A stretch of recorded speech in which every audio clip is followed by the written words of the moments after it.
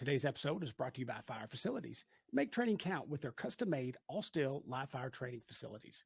Their made-in-the-USA towers and burn rooms are the best for preparing, responding, and surviving the challenges you face every day. Yeah. Hey.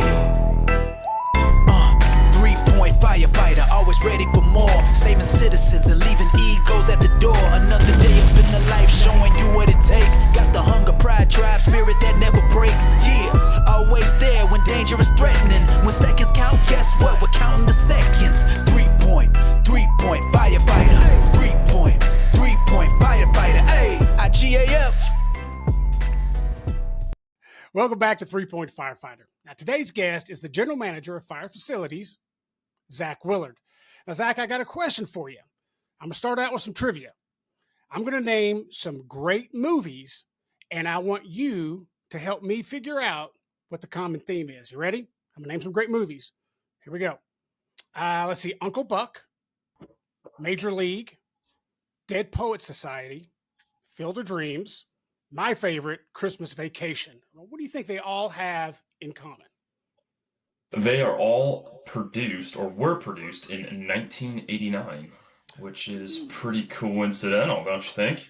Yes, because another great thing happened in 1989. We're celebrating 35 years this year. We're so excited. It's been a blast. We've come a long way, and we're excited to do more. Big fan of Fire Facilities. You know that. I assume you probably like them a little bit since you're kind of the boss. Am I right? You are 100% correct. It's good that you brought that up. It's a little bit itch for me, too. Well, the thing about Fire Facilities is anybody that knows me knows I'm not blowing smoke. They're my favorite training towers ever. Blowing smoke. I saw you did that. Yeah. There's a lot of really good training towers out there that aren't Fire Facilities. I'm not going to lie to you, but there's not many that are great, and that's definitely Fire Facilities. One of the things I love about Fire Facilities is it's by firefighters for firefighters. So everybody that's a frontline salesman is also an experienced firefighter and or a military member. Why is that so important to Fire Facilities to have that connection? Our salespeople know how the product's used day in and day out, and whether it's per SOPs or SOGs, our buildings are able to withstand maybe a little bit more than what you'd see out of a typical training tower or training facility, because we know not everything's perfect, and we recognize that, and we actually over-engineer our products because we want them to be used hard and put up wet, for example. But we just have a unique understanding of what the buildings are used for, the people using them, and what they need in their training facility. I think that's 1,000% true. Especially when you said over-engineered, the red iron skeleton, as I call it. I love that. You go into these burning buildings and you'll see the red iron American steel. Big, important for me, you know. Yep, made in America by Americans. Absolutely. And I think it lasts forever. I love telling the story of several years ago, I went to Sierra Vista to teach a class, a live burn class, and they had a model that I thought was fairly new, probably within 5 years. And it was like 20, 30 years old is how old it was. And I was like, you're kidding me. He's like, no. He goes, these things last forever. So that was several years ago. I've burned in several since then, a bunch since then. And that's one of my first questions. It's like, how old is this? And it's always older than you'd imagine. They last forever. And you mentioned over-engineering. So tell me about the red iron and the American-made red iron. So the red iron superstructure is kind of the heart of the building. Easy to say. That's what everything's based on. It's bolted into concrete slab foundation and a little engineering hack. Our buildings are actually designed with wind load calculations factored in. So what we do on our team, which is kind of unique to superstructures, is we take the highest wind load rating and we apply that to all four corners of the building. So your building starts over-engineered. We've had buildings last through tornadoes, impacts, power poles, just having to replace some siding, some metal siding. It is super important that we get that structure right, because if the structure is right to start, the whole building can be replaced. Wall panels can be replaced if they get damaged. Everything else can be replaced, but that structure remains intact, which is what you see. Our longest running buildings out there, 35 years. Coincidentally, we're 35 years this year. So we still have buildings in operation from when we started this business. Absolutely. And I tell you what, I'm going to real quick, I'm going to pull up a picture so everybody can see what we're talking about. Okay. So this is what we're talking about. If you haven't been inside a fire facilities building, one, you haven't seen the inside of the best burn towers in the business. And I mean that with all my heart. But this is what we're talking about when we talk about over engineer. Now look at this American steel. Look how big it is, how thick it is. It takes a beating. You can look at the floor and see how sound that floor is. Everything about this is made to last. And if I was an engineer, which I'm very smart, I could be one. It's just the math and science that screws me up. But this is how I would probably make it. There's a lot of training towers out there. Again, I'm not bashing on any of them. There's a ton of good ones, but there's only really one great one, and that's fire facilities. You'll see some of the other ones, the competitors, they will put the strength of the tower on the outside of their tower. That is the entire strength for that tower. If you look at this, that's not the case. When you look inside of fire facilities buildings, you're going to see this red iron. This is going to last. And if you're a training officer like I was, you know how important it is that every dollar you spend for training goes the distance. So I wanted to show that real quick. That picture was from my new favorite model in Alaska. We were in Wasilla, Alaska. Me and 5 other gentlemen that we teach for a group called Modern Fireground Operations, or MFO. And we were at the Alaska Fire Conference, and if you look at the hall crawler, which that's called the hall crawler, it's very unassuming. You're like, okay, it's a nice tower, but right next to it, you have the commissioner and all that.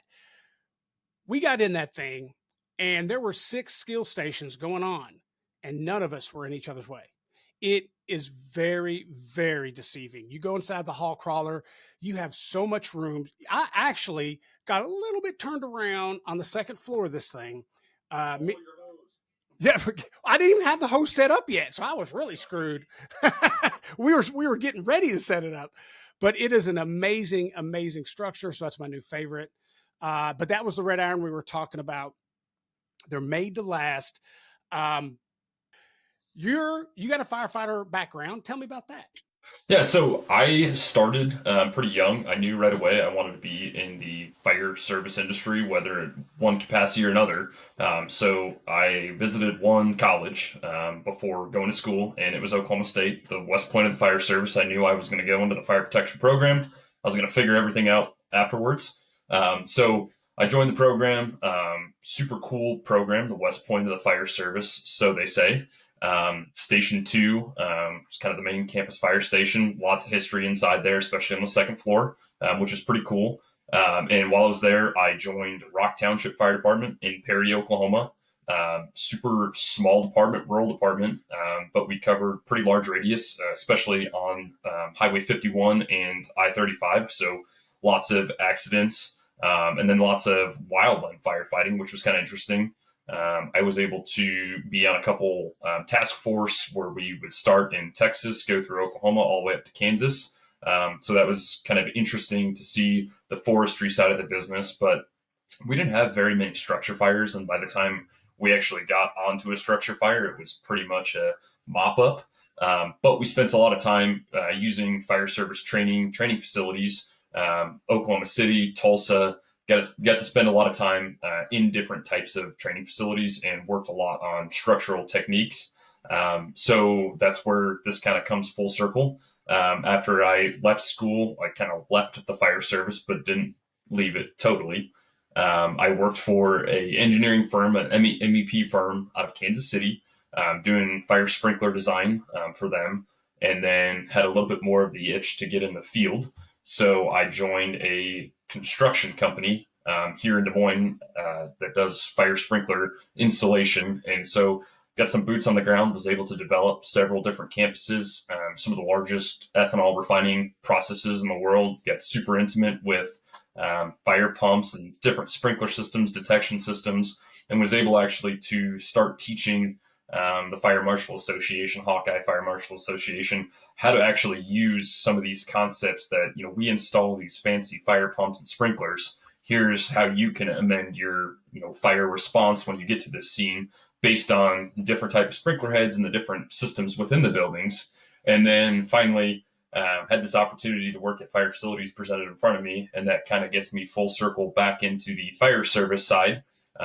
But it helps, I really found enjoyment teaching fire marshals and firefighters how to operate these sometimes complex systems, but they're really not. At the end of the day, it's just water and pipe. And so now I'm back on the training side of things, and we're able to make training more realistic, make it better. Most of our buildings have standpipe systems in them. That's one of my favorite things to tackle and teach, because it is so simple. It is dangerous if you don't do it right, but it's super simple once you understand it. And I find a lot of enjoyment being on the training side. We're able to make your everyday firefighter better and your already good firefighters the best, based on using our buildings. And we were just talking about that red iron. One of my favorite concepts with that red iron, and I don't know if you could tell this to everyone, but that red iron can be an anchor point for any of your hoisting activities inside that building. And you can do it anywhere on that red iron, which is super cool. So you can change your scenarios based on maybe you have an anchor point in a different spot than you normally do. Well, your whole scenario's changed, especially when you're talking about entering and exiting windows. Mhm. Absolutely. I personally have gone to so many of our facilities and had to change up on the fly. And I have used those as anchors for different things, maybe to make a confined space, maybe to hang, what do you call it, a bailout or whatever. And also, we've made a ceiling, which I'm going to bring that up here at the end because I've got $1 million idea. It's going to make you so much money. You are going to I'm be a in. trillionaire. Yeah. Oh, lucky. Yeah. You got Trillion. me. I got this brain right here. Yeah, So we you got just some stick ways with to go me. before trillionaire, but I'm in. We'll figure it out. I'm just like 6 zeros away from that. Man, I'm doing pretty good. So you come back, you're doing fire facilities, you're the general manager. What is the best part of your job? Because I'll tell you right now, as a person that was love riding the trucks, I love being a training officer, sitting down a whole lot, not my favorite thing, unless there's beer involved, obviously. What is the best part of your job, do you think? The best part, I think, is the fact that I don't sit down.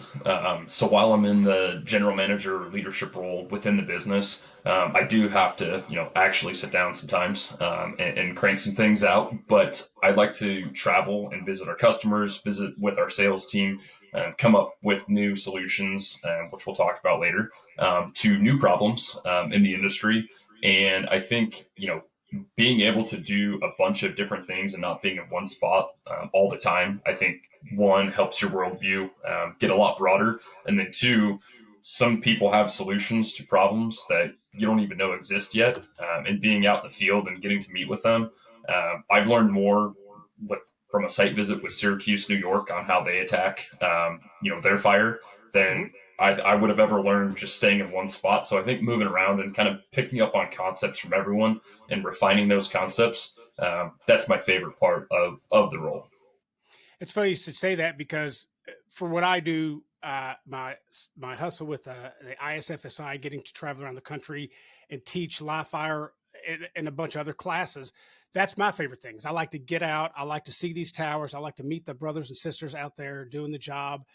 It's the most satisfying part. So I'm glad to hear that. Now, last April, I saw you at FDIC. I think it was the first time I met you, and I noticed two things about you right off the bat.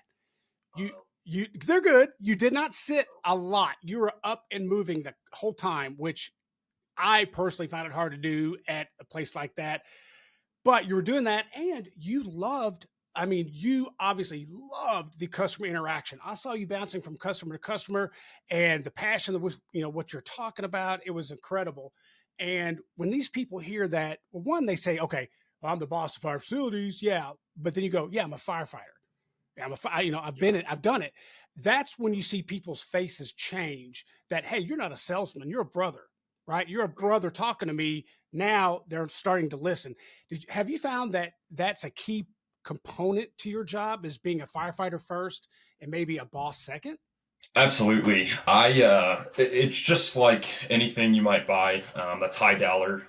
You always want to test it out. And if I can say, hey, I've trained in these, I've done some things in these buildings that maybe they're not listed to be used for, but they still held up. That's the product I want to buy. It comes down to usability and feasibility, and as long as you have the space, we can make any building work on your footprint. But you want it to last. We want it to last for you. We're going to tell you, the best way to do things. You can modify it and still make it work. But being able to live that role in being in these buildings and using them, quite frankly, my favorite thing to do. We went down to Huntsville, Alabama. We have a 4-story tower and a 6-story technical ropes tower down there, and I loved walking through the building with these guys and just kind of seeing all the sparks come together with ideas and what they can do. And hey, what is this floor rated at? And, we have 100 psi per square foot, 100 pounds per square foot load rating on all of our floors up that technical tower. You guys can do whatever you want. And, we also had some of our movable wall partitions up there. So they were just kind of coming up with mazes and different opportunities, and being able to walk through, hey, this is, what we typically see used here. If you come up with something else, let us know, because we want to share the good news with our other customers. And so I think that's what, when you get a fire facilities tower, you get kind of a baseline, and then you get opened up into a network of everyone with over 900 towers in the U.S., different training ideas, different concepts. And so it's kind of its own little niche group in itself. But our customers talk to each other all the time, and typically our customers are what sells our towers. Yes, our sales guys are great. But we want you to go visit our towers in different locations. We actually send you a list if you're interested, and you're close to one of our towers within a couple hours. We'll send you a list and say, hey, go talk to them. Go walk through the building. Go take a ladder. Go train there with them one night, and you'll see the difference in our buildings. We don't want to sell you the picture. We want you to touch it before you buy it. Yeah, it's a huge investment, and you want to make sure it's exactly what you want. And I want to touch on something you said about modifying it. And Yeah. there's no better example of that than in my experience that I've actually seen with walk through was the one in Bentonville, Arkansas. Oh boy. It's a commissioner model, which used to be my favorite. Now it's a hall crawler, but they made it 8 feet wider, and this is a monster. So go on Fire Facilities website, check this particular one out. I got to walk through it. I literally got lost. Literally, I'm not just saying that. I was like walking around, I'm like, all right, where the hell am I? The 8 feet doesn't seem that big a deal, but within that 8 feet, they were able to add hallways and rooms and different turns. It looked just like a hotel on some parts of it. Some parts were just like a residential. Another thing they had, which was incredible, they had a roll-up garage door with a garage in there now you can have a fire, Class B fire in the garage. You also have a movable car prop that's Class B in there that you can move out. So you talk about being able to modify and tweak it. That's exactly what this place had. It was amazing. And it's not my favorite yet. It was my favorite. Now we got to go to the hall crawler, man, because I like getting dirty. I like saving money. I'm frugal, right? So if you look at You like Alaska. I love Alaska. And I hope we get to go back. But they had 2 Right. fire facilities there. And like I said, I've seen the commissioner, I've seen the lieutenant, I've seen the fire chief. They're all fantastic. But that hall crawler, for me being frugal and wanting the best of the best, but also knowing, hey, I'm from a small department. I don't really have that kind of do-re-mi. The hall crawler was amazing. Matter of fact, even if I had the do-re-mi, I'd still look at that hall crawler. It really is a great companion piece, too, to another tower like they did in Wasilla, where they have, I believe it's the commissioner they got there. So they got the best of both worlds. Really enjoyed that. I will say this: you do a lot with the military too, so I love hearing my voice. So I'm gonna tell you another story.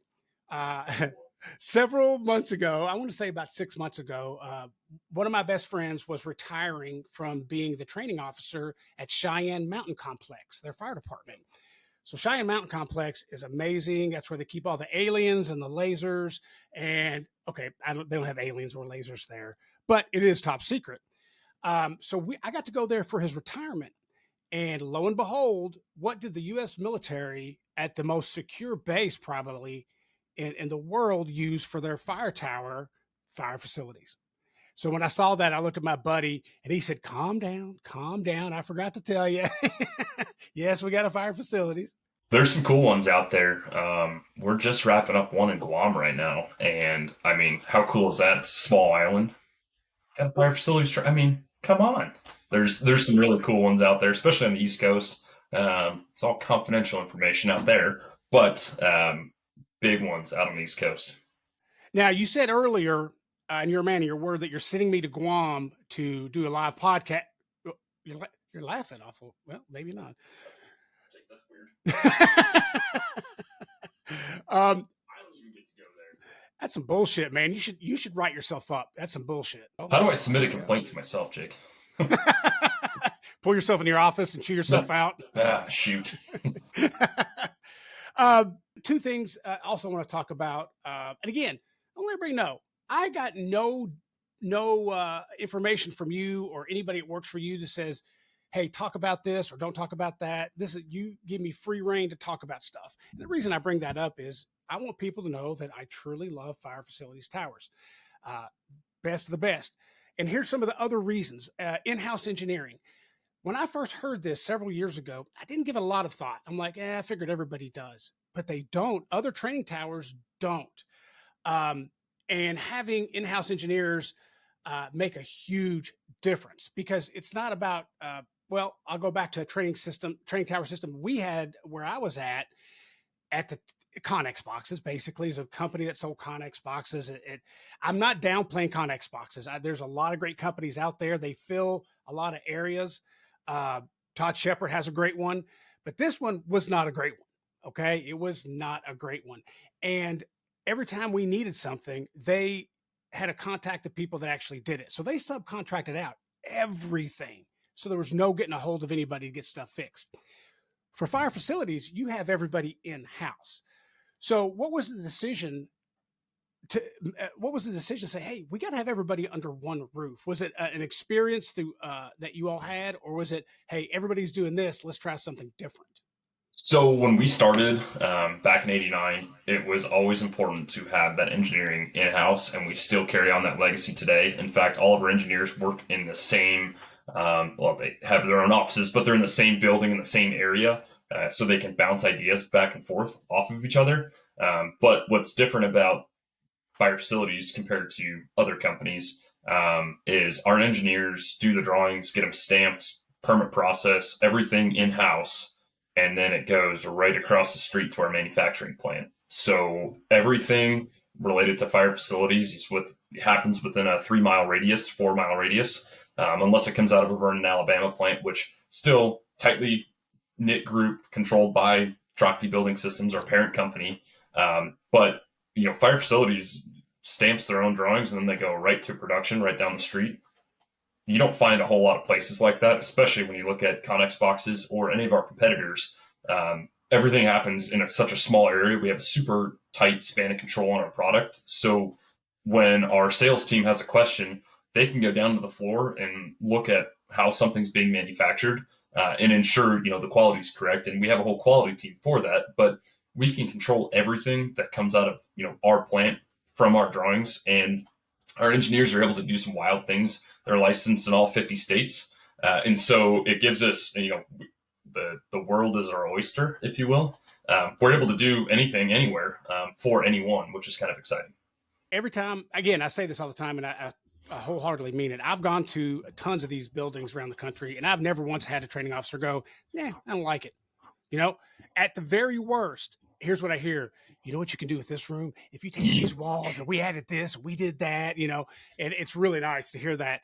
But another thing that's great is if you go to there's some competitors of fire facilities and you want a training tower. So you make that call, you're going to get, well, do you guys, have you guys secure a spot yet? Well, no, we're not trying to do that. Okay, we'll do that and let me know. Call us back. Or, hey, did you guys do an environmental impact? You haven't? Well, when you do that, give us a call. There's all these steps that the competitors want you to do before they'll even talk to you. Yep. It's not the case with fire facilities. Fire facilities is a soup nuts factory. It is basically, you call them up and say, hey, I'm thinking about having a training tower built somewhere near here. I don't know what to do. Fire facilities is like, we got you. All right, let's get started. Let's talk. And it goes from there to when you cut the ribbon on your Yep. brand new tower.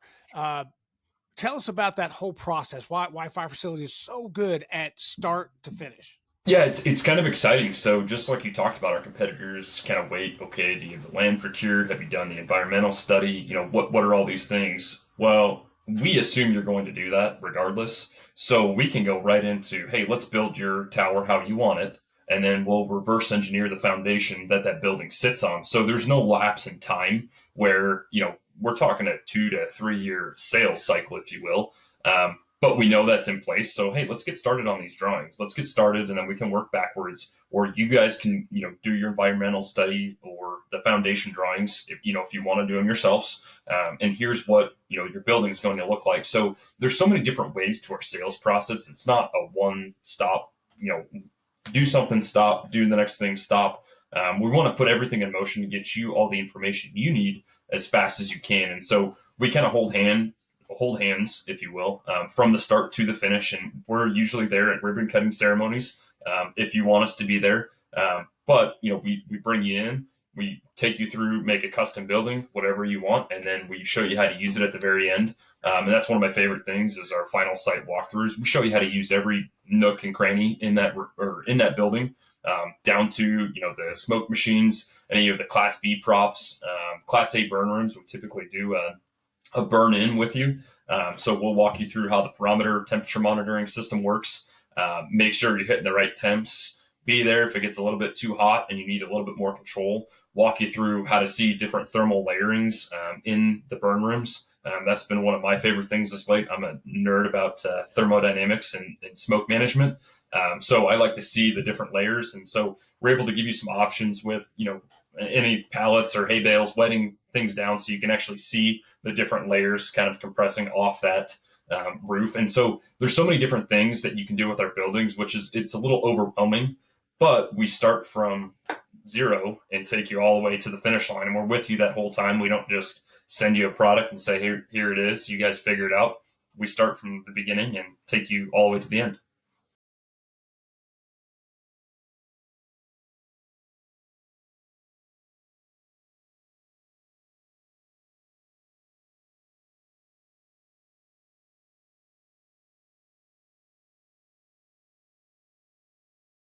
Jake, legally we can't, but I will go ahead and tell you, what we typically see.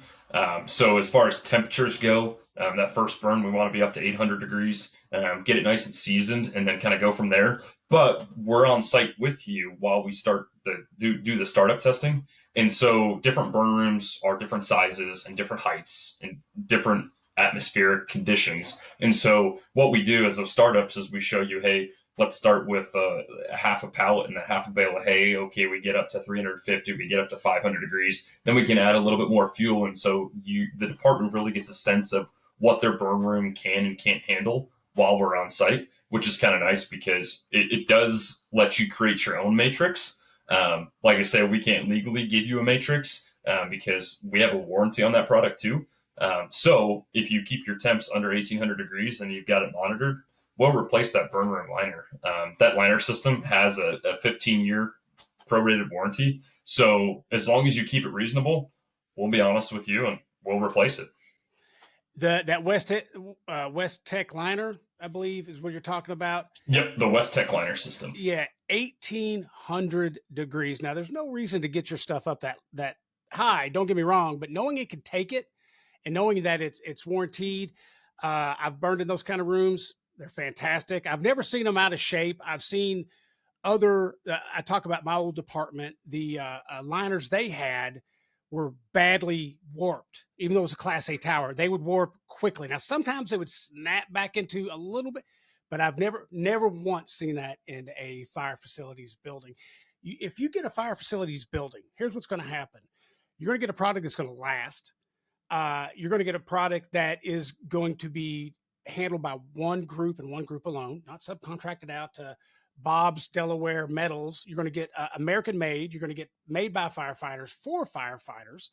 It's absolutely one of the best. I'm proud to have them as a sponsor. I don't mind kissing your ass a little bit because I truly love fire facilities, just a tiny bit. But I truly love it, and I think it's one of the best products out there.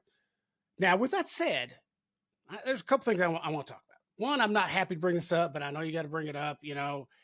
You make stuff that's not just for fire department. If you want to talk about that other horrible side, go ahead. I'm You sagging here. know, they're not terrible. They're our friends. But we also, so Fire Facilities has a sister company, and sister company, you might get it's Tactical Training Systems. It's for law enforcement and military. And so, we have, similar to the fire side, a tactical group, different building layouts, focused on long hallways, corridors, rooms, any sort of different scenario. There's no burn rooms, so I guess they're not as cool as fire facilities. Oh, hell no. But there's a lot of different opportunities, from sniper towers to simulated fire inside the buildings, rappelling, ropes courses. And what's interesting is you bring this up is so down in Huntsville, they have a fire facilities burn tower, and they also have a tactical training systems tower for ropes course. So it's not just police and law enforcement on the other side. It truly is, hey, let's bring everyone together, and maybe we're going to do a ropes course because at some point your police department's going to be the first on scene, or your law enforcement group's going to be the first on scene, and you better know how to conduct a rope rescue, or you're not going to have a good outcome. And so it's really just that cross training or cross functionality, especially when it comes to communications. That's a huge one on fire grounds. Everyone loves when the police show up, and it's just kind of a who's doing what, or who's in control of what. And so it's really just another way for us to market our product, but similar buildings, same steel structure, same wall panels, same rigidity. So fire facilities is better because they have the burn rooms, but we do have that tactical training systems part of the business. I guess police need heroes too. So I think I can let that one go. I was going to be a police officer for a long time, honestly, but then I graduated middle school. So let me ask you something. I'm kidding. I love the brother cops, sister cops, but to be fair, you're not firefighters. But they do you did say sniper tower, so that was I did perk up when he said that. I'm like, oh, that's kind of cool. There's some cool stuff out there, and our buildings are so customizable. You tell us what you need in your jurisdiction or the problems you run into. We come up with a solution if we don't already have it, and being able to pick those different high angle spots does make a difference, because there's a lot of 4-story, 5-story low rises where even I was just at the Iowa State Fair a couple months ago, and there's 2 snipers sitting on top of the grandstands, and so it's just a different point of view, and I think it does a lot for training. I believe you're right. And I tell you what, if we want great cops, they need great towers. What better place?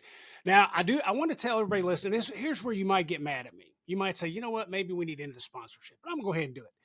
I'm gonna tell you why you shouldn't get a fire facilities tower. All right. I'm gonna tell everybody, listen, here's why I don't want you to buy a fire facilities tower. Here's why. If you don't care about your community, don't buy one. If you don't care about your firefighters, your brothers and sisters, don't buy one. If you don't know anything about training, don't care about training, you're only there for yourself because you want to wear the t-shirts and say, hey, look, I'm a fireman, then don't buy a fire facilities tower. But if you care about your community, if you care about your brothers and sisters, if you're proud to be a firefighter serving your community, go for the best. And don't just assume that there's one price and one price alone. They've got so many different models. They got so many different things that they can do to help you achieve your goals. Look at fire facilities, see what they have to offer. It's a phone call. It's simply a phone call. How are they going to get that phone number? What's your website? So these brothers and sisters can get the best of the best. So if you just do a quick Google search of fire facilities, we're the first thing that'll pop up. Kind of interesting. That's our name. But any one of our sales reps are listed on there. So you've got David covering the East Coast, you got John covering the Midwest, and then you've got Stephen Harms covering the West Coast. But our main phone number is 800-929-3726. And then, our website, of course, is firefacilities.com. And then if you want an email or pop into us, info@firefacilities.com. We'd be happy to take care of that. That email kind of goes to everyone. So someone will jump on that real quick. So if they wanted to send an email to you and everybody in the entire Fire Facilities family that says, "Hey, 3-Point Firefighter is the best podcast in the world," that's where they would send it. Well, that might get filtered to our junk folder, but we'd have to take a peek at that nice? Ain't that some? I'll tell you what. Okay, I'm going to wrap up here with a couple of my brilliant ideas. I promised you to be a trillionaire by the time you're 22. So here we go. Got a pen? All right. First one. Got a pen. Boom. Ready? We've talked about this, and you dismissed me pretty quickly. So I'm going to bring it up again because I think you've had time to marinate. A room by the tower that's all sprinklers. So you can do sprinkler training and all that stuff, but you can also flip them all on at once for decon. So after you come out of live fire, you walk through this room and you get decon. Decon's huge right now, right? So you could have like a small equivalent of maybe a 12 by 12 area that has sprinklers and everything. So you can actually teach that, but it also has double duty for decon. How about that? Boom. Did you write that one down? That's a freebie. So what's funny is we actually already have a small hallway designed for decon coming out of our Class A burn rooms. And we talked about this at FDIC, and I was like, man, we got to jump on that. So we put a hallway together with 3 sprinkler heads for decon, one on each side, one at the top. So that's already been accomplished. Now, we do have a separate sprinkler, 2-head sprinkler system to work on. We can expand that to whatever your department needs. But I think keeping the decon separate gives it a fixed place. And it's a good, rehab area too, even if you're not running water, just to have a quick little meeting, huddle up, this is what happened, and then you exit the scene. But the decon idea, I'm still counting what it's going to make us, but it's a beautiful idea. You took my idea, you implemented it, 3-Point Firefighter and 3 sprinklers. There you go. 3-point decon. There you go. I got to put on a sweater. I already got the patent on it. Sorry. Damn it. I'm late. All right. I got another one for you. So I believe wholeheartedly that the fire service is the wind in the sails of the fire service is done through UL and FSRI. The studies coming out really dictate and teach us how we do things right and how we can correct some things that maybe we need to correct. So one of the things big right now is water mapping and going from exterior to interior. And no, I'm not talking about for you idiots out there going, hit it hard from the yard. That's not real firefighting. I'm not talking about that. You're an idiot, and you probably were married to my first wife. Now, just kidding. I joke. But it's a really valuable and time proven, time tested strategy. But the problem is with all training towers is that the ceilings are usually wonky. You'll have your red iron, you'll have different types. You don't have a flat surface. So having in a training tower, an area designated by the people, that are designing it, the host department, having some areas where you could have special clamps to slide in sheets of OSB to make a flat surface. So you could practice water mapping or even have it skin completely out. Boom, second idea. So the skin completely out makes a lot more sense. You got to be careful putting OSB in training towers because you are adding a fuel source to a training tower. We have seen departments skin out decks. It's not impossible. It's actually pretty easy to do with our structure. It's a little bit easier to do on the top side of the red iron instead of just going flat across the bottom of the red iron. But then you just have a couple beams here and there. It's not a huge hindrance, but it wouldn't be hard to do below the beams too. To practice water mapping like you talked about. One of the things that we have done in those situations in fire facilities towers, we'll take C-clamps and we will put OSB or plywood up there. Again, we're not doing live burns, and we'll C-clamp it on there, and it really helps show the water mapping. Now, so you're already up to almost $1 trillion. This last idea, you probably already have this one. It's going over the top, bro. You're going to have so much money. You're going to buy a 1997 Suzuki Samurai all tricked out. That's what I promise you. I know. Pimp my ride. So another class that we teach is basement fire, and it's really gaining a lot of momentum in the fire service, learning how to attack, how to acknowledge and know what you're looking at, and then how to attack it. Uh, Imagine on the first floor, you had a platform about, let's say, 4 feet up, okay? 4 or 5 feet up. And you can have stairs that walk up to it. And then there's a door at the bottom of the platform.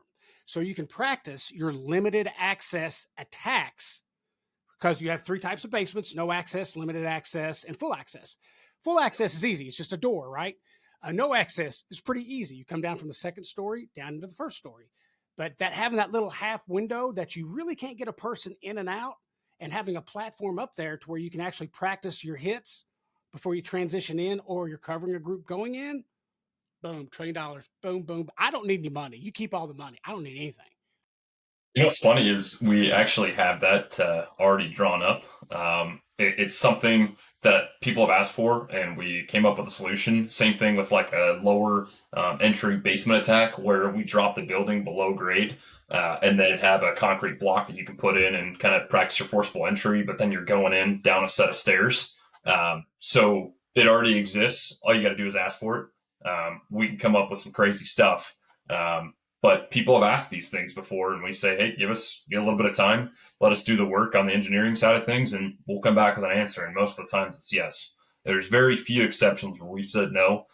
We even have a 72 by 72 foot tower in the works that's 6 stories tall. I mean, that's basically double Bentonville all the way up. Let's talk about this. Where's this at? Can we talk about it? I can't tell you. Okay. Can't tell you. So what else do you have coming down the pike for fire facilities besides this monster tower?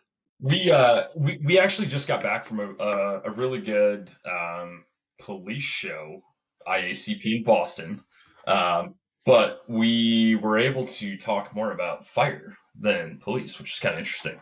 But we kind of made some unique comparisons as far as the fire apparatus changing from the 50s all the way to the early 2000s, and then now look at them now.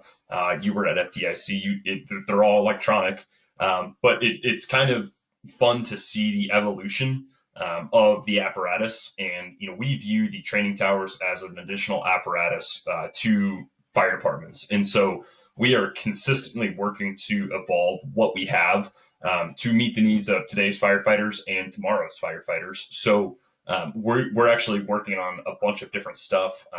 We have the movable wall partitions currently. We're working on a couple upgraded versions of those to provide half walls, to provide tunnels. We have confined space props. There's a bunch of different stuff that we have. And if we don't have it, we can make it.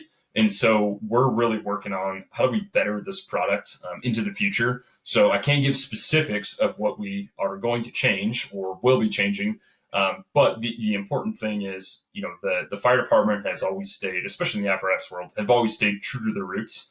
They provide tools. They make people a lot more valuable as far as all the tools they have on the truck, and they're functional. And so I think, as we go into this next age of business, we're going to stay true to our roots too. We're going to be functional. We're going to be cost effective, but we're going to have new ideas to solve tomorrow's problems today. So we're not kind of catching up to, hey, what's the next latest and greatest thing? We're going to already be there and looking, towards the future even more. So I can't tell you what we're going to have changed, but I can tell you for everyone who's going to FDIC in 2025, they're going to be excited because our booth's going to get a little update. So you'll get to see it, I'm sure. But everyone always comes up and asks us, hey, is our tower on there? Especially all the new construction. Where's our tower? Where's our tower? So we're planning on having a little booth upgrade that will let you see your tower right there real time. That's great. Yeah, it's kind of funny. No, it'll be exciting. So we're kind of working out the final details of it. But there may even be a couple of touch screens involved. So keep that under hat. Yeah, we can do a podcast there, and we can actually draw a building and make changes on the fly with a marker on a computer screen. Oh, that's nice. That's weird. Brother, I've appreciated your time. I know you're a busy man. I know we went a little bit over, but I was enjoying the conversation. Last question before I go. You have another podcaster in your stable of marketing tools, and that podcaster is Dave Mellon, wonderful friend of mine. I got to ask you, if me and Dave were to tussle, how bad do you think I would beat him up? And be honest. Oh, man, what? Man, that's tough.